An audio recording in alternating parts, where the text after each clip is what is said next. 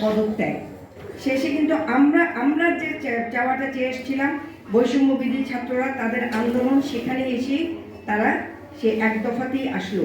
এবং আপনারা জানেন যে বিএনপি সবসময় এই ছাত্রদের যে আন্দোলন সেটাকে সমর্থন করে এসেছে। এমনকি ব্যানার ছাড়া আমাদের ছাত্রদেরকে নির্দেশ দেওয়া হয়েছিল ছাত্রদলকে, তোমরা ব্যানার ব্যবহার করবা না, কিন্তু এদের পিছনে সামনে মধ্যে সকল জায়গায় তোমরা সম্পৃক্ত থাকবা। এটা কিন্তু কেউ অস্বীকার করার কোনো ধরনের উপায় নাই।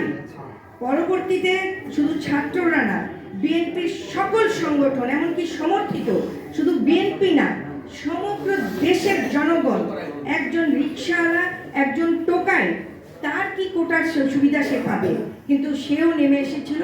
কারণ 16 বছর যে নির্যাতনের শিকার তারাও হয়েছিল, সেই নির্যাতনের হাত থেকে রক্ষা পাওয়ার জন্য তারা কিন্তু এই এক দফার আন্দোলনে সম্পৃক্ত হয়েছিল।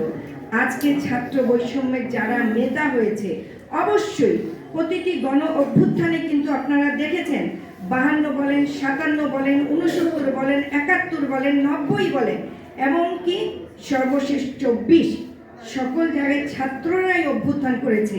পরবর্তীতে আমরা দেখেছি তারা তাদের শিক্ষাঙ্গনে ফিরে গিয়েছে, কিন্তু আজকে সেটি নয়।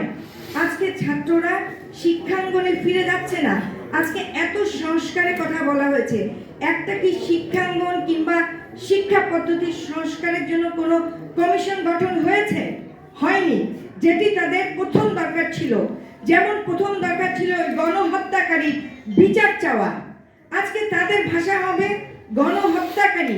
এই 24-এ যারা এইভাবে গণহত্যা করেছে তাদের বিচার চাওয়া। আজকে যারা চিকিৎসাধীন রয়েছে তাদের সুচিকিৎসার বন্দোবস্ত করা। সেখান থেকে তারা মাত্র 3-4 মাসের মধ্যেই সরে গিয়ে তারা রাজনৈতিক অঙ্গনে প্রবেশ করতে চাচ্ছে। কেন রে ভাই, তোমাদের বয়স কত? তোমরা রাজনীতি করবা? আমাদের দল থেকে সকলেই এটাকে সাধুবাদ জানিয়েছে। অবশ্যই রাজনীতি তোমরা করবা, কারণ ছাত্ররাই আমাদের অগ্রণী ভূমিকা পালন করে। কিন্তু তার অর্থ এই না যে আজকে ইন্টারিম গভর্নমেন্টকে তোমরা এটাকে দীর্ঘায়িত করে তোমরা তোমাদের আঁখে গুছিয়ে নিয়ে এদের ছত্রছায়া, যেটিকে আমরা বলি যে আপনার কি বলে, কি পার্টি, কিংস পার্টি গঠন করে তোমরা আজকে দেশকে শাসন করবা। এত কি সোজা? এখানে আমরা প্রতিবাদ জানাই, তোমরা রাজনীতি করো, সাধুবাদ জানাই, কিন্তু তোমরা সরকারের ছত্রছায়া থেকে কিংস পার্টি গঠন করবা, সেখানে আমাদের প্রতিবাদের ভাষা একটি। আজকে জামাত কিন্তু তাদের যে নির্যাতন হয়েছিল সেটা একটি প্রেক্ষাপট ছিল। স্বাধীনতার সময় তারা এদেশের স্বাধীনতা চায়নি, সেই জন্য কিন্তু তাদের অপরাধের শাস্তি হয়েছে। বিএনপির কি অপরাধ ছিল? বিএনপি কেন 16 বছর আয়নাঘরে থাকলো? বিএনপি কেন নির্যাতিত হলো? কেন বিএনপি ইলিয়াস আলী গুম হলো? কেন চৌধুরী আলম গুম হলো? কেন আমার একটা নেতা কর্মী বাসায় থাকতে পারেনি? এটার জবাব এই সরকারকে। যদি সংস্কার করতে হয়, এই সরকারে এই সংস্কার করতে হবে। 16 বছর যারা নির্যাতিত ছিল। জামাত বলে কি যে আমরা দখল করছি। আরে ভাই, 6টি ইসলামী ব্যাংক তো সর্বপ্রথম তোমরাই দখল করেছ, শিবিরের নেতা কর্মীরা দখল করেছে।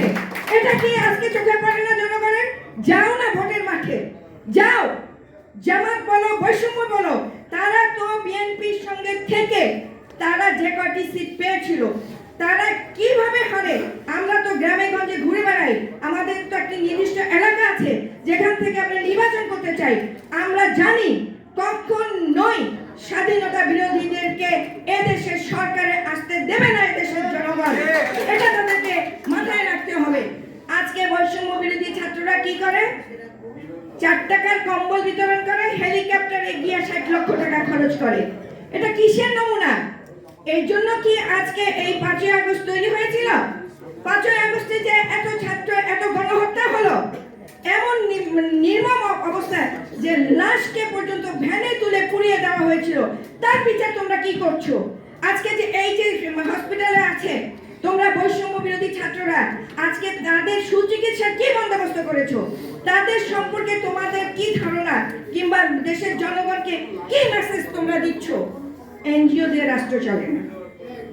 আজকে এনজিও রাষ্ট্র পরিচালনা করবে, সেটা দীর্ঘায়িত হবে। এদেশের মানুষ কিন্তু একটি সংগ্রামী জনতা। এই দেশের মানুষ একমাত্র সেই জাতি যারা পৃথিবীর মধ্যে একমাত্র জাতি যারা ভাষার জন্য সংগ্রাম করে সেই ভাষাকে প্রতিষ্ঠিত করেছে। সুতরাং এদেশের জাতিকে কিংবা এদেশের মানুষকে রাষ্ট্র পরিচালনায় তোমরা এনজিও দিয়ে দীর্ঘায়িত করে কিংস পার্টি তৈরি করে রাষ্ট্র পরিচালনায় আসবা, এই চিন্তা করে তোমাদের লাভ নাই। বরঞ্চ তখন তোমাদের আরো একটা বিপদ হবে।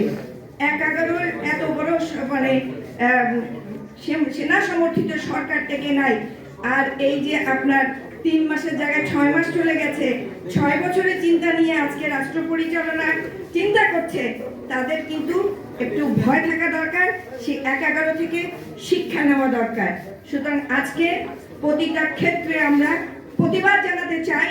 এইভাবে সরকারের ব্যর্থতার জন্য না, সরকারের একটি যে খারাপ চিন্তা ভাবনা মাথার ভিতরে দুরভিসন্ধি, সেখান থেকে সরে আসার জন্য সরকার ব্যর্থ হোক, সেটা আমরা চাই না। কিন্তু তার দুরভিসন্ধি থেকে সরে আসার জন্য আমরা সকলে মিলে আমরা প্রতিবাদ জানাচ্ছি।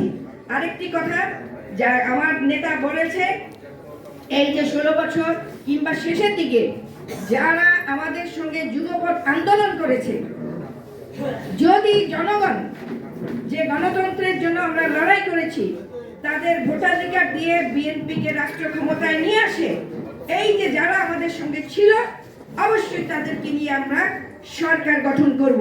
আমরা জামাতকে নিয়ে করবো এ কথা বলা হয়নি, যারা বিরোধিতা করেছে তাদেরকে নিয়ে বলা হয়নি।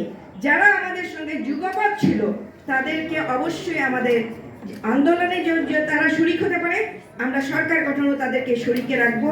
সুতরাং আজকে সকল ক্ষেত্রে সবচেয়ে বড় দল বিএনপির একটা দায়বদ্ধতা আছে জনগণের কাছে। সেই দায়বদ্ধতা থেকে আমরা সরকারকে ব্যর্থ যেন না হয় তার জন্য প্রতিবাদ করে আমরা হয়তো অতি সত্বর রাস্তায় আমরা নামবো। সবাইকে আবার দেখা হবে রাজপথে, এই বলে আমি